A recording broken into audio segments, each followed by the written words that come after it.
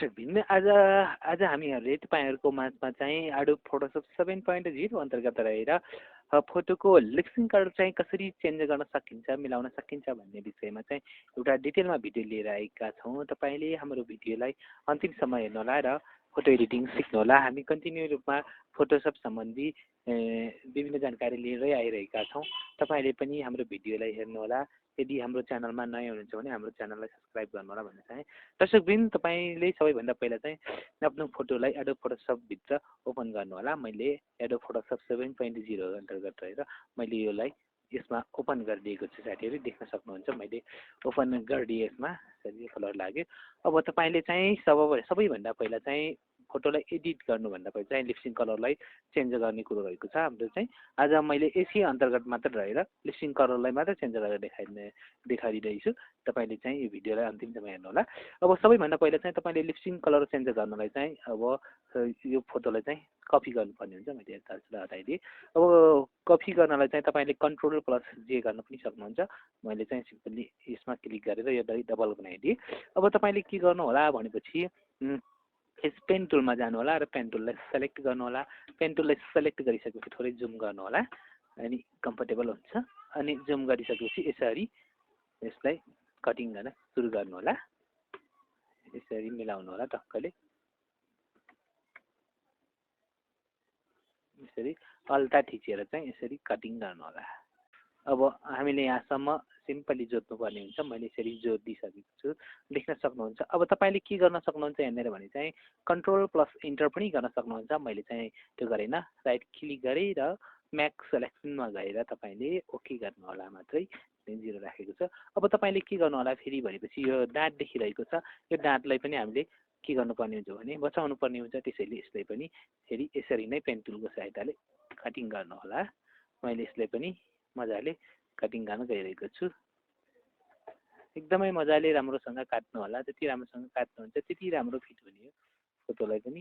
अनि पछि गर्दा पनि लिप्सिङ कलरहरूलाई म्याचिङ गर्दा पनि अथवा जुनसुकै को लागि कार्यको लागि काट्दा पनि एकदमै राम्रोसँग पर्फेक्टली काट्नुभयो भने चाहिँ एकदमै राम्रो हुने गर्छ।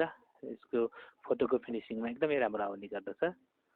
मैले यसरी काटिदिँदैछु, देख्न सक्नुहुन्छ। अब यहाँनिर चाहिँ यहाँनिरसम्म चाहिँ मैले लिएर आएको छु। अब यहाँनिर यसरी यसलाई मैले जोडिसकेको छु। अब फेरि तपाईँले के गर्नु होला, राइट क्लिक गर्नु होला, म्याक्स सेलेक्सनमा जानु होला र यहाँ अलरेडी सेलेक्ट भएको छ। यदि यहाँ सेलेक्ट भएको छैन भने तपाईँले सब एक्सट्र्याक्ट फ्रम र सेलेक्सनमा क्लिक गर्नु होला र ओके बटनमा क्लिक गर्नु होला। देख्न सक्नुहुन्छ बाहिरभित्र दुवै ठाउँमा सेलेक्सन भइसकेको छ। अब चाहिँ तपाईँले के गर्नु होला भनेपछि सेलेक्ट मेनुमा जानु होला र फेडरमा गएर चाहिँ तपाईँले यहाँ 2 राख्नु होला र ओके गरिदिनु होला। साथीहरू मैले चाहिँ ओके गरिसकेको छु। अब तपाईँले के गर्नु होला भने यहाँ गएर ब्रस टुललाई सेलेक्ट गर्नु होला र यहाँ चाहिँ कलर सेलेक्ट गर्नु होला। यो रेड ठिक छ, मैले ओके गरिदिएँ। र अब तपाईँले ब्रस टुलको सहायताले चाहिँ यहाँनिर यसरी राम्रोसँग लगाउनु होला।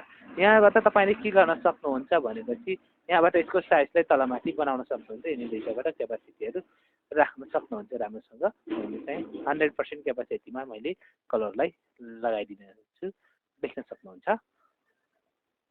चारैतिर लगाउनु होला यसरी। पहिला यसरी राम्रोसँग लगाउनु होला साथीहरू है त। यसरी लगाउनु होला।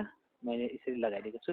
अब यहाँनिर चाहिँ मैले तपाईँलाई फरक खालको देखाउन गइरहेको छु। सायद यसरी त लिपस्टिक कसैले पनि लगाउँदैन, तर पनि मैले तपाईँहरूलाई देखाउनको लागि मात्रै जस्ट एकदमै सो सिम्पलको लागि चाहिँ केही फरक देखाउनको लागि चाहिँ मैले यो बनाउन गइरहेको छु, देख्न सक्नु होला। अब मैले यहाँनिर चाहिँ यहाँभन्दा यता चाहिँ मैले रेड लगाइदिएँ। तपाईँले अरू कलर पनि लगाउन सक्नुहुन्छ। जति पनि कलर हुनुहुन्छ तिनीहरू सबैले लगाउन सक्नुहुन्छ साथीहरू। चारैतिर लगाउनु होला, कतै पनि बाँकी नराख्नु होला। यसरी चारैतिर लगाउनु होला। र अब योभन्दा यता चाहिँ तपाईँले फेरि कलर सेलेक्ट गर्नुहोस् र मैले कलरको सेलेक्ट गरेँ। अब तपाईँले यता चाहिँ के गर्नु होला, थोरै जुम गर्नुहोस् र यहाँ चाहिँ तपाईँले फेरि यसरी सरर पारेर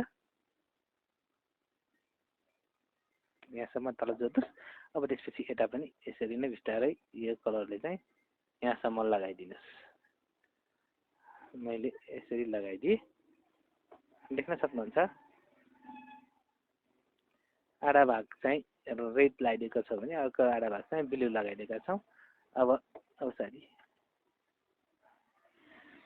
उम्, अब यति भयो हामीले यतिसम्म लगाइदियो अब देख्न सक्नुहुन्छ सिम्पली यो चाहिँ अलि अलि चारैतिर लगाइसकेको छौँ कलर चाहिँ हामीले देख्न सक्नुहुन्छ अब यसरी कलर लगाइसकेपछि तपाईँले चाहिँ अब चाहिँ के गर्नुपर्ने हुन्छ भने चाहिँ सिम्पली केही पनि नगर्नु होला तपाईँले के गर्नु होला भनेपछि यहाँ देख्न सक्नुहुन्छ यो मोडको सङ्केत मात्र आइरहेको छ यो हामीले पहिले नै तपाईँले विशेष गरी चाहिँ यहाँनिर चाहिँ सुरुमा चाहिँ कपी गर्न चाहिँ नबोल्नु होला लेयरलाई चाहिँ कपी गर्नु होला अब चाहिँ तपाईँले के गर्नु होला भनेपछि कन्ट्रोल प्लस डी थिच्नु होला सिम्पली किबोर्डबाट अब त्यस पछाडि चाहिँ तपाईँले के गर्नु होला भने पछाडि लेयरमा गएर चाहिँ यहाँबाट चाहिँ तपाईँले के गर्नु होला यिनीमध्ये जो पनि छान्न सक्नुहुन्छ सप्त कलर ओभरली लिसनर अनि धेरै किसिमका छन् तपाईँले जो पनि छान्न सक्नुहुन्छ अहिले चाहिँ मैले चाहिँ डार्केन भन्नेमा क्लिक गरिदिएँ देख्न सक्नुहुन्छ कति स्मुथली आइसकेको छ जस्ताको जस्तै हामीले चाहिँ कम्प्लिटली कलर चेन्ज गरिसकेका छौँ तपाईँले अरू पनि यसै गरी नै चेन्ज गर्न सक्नुहुन्छ जसरी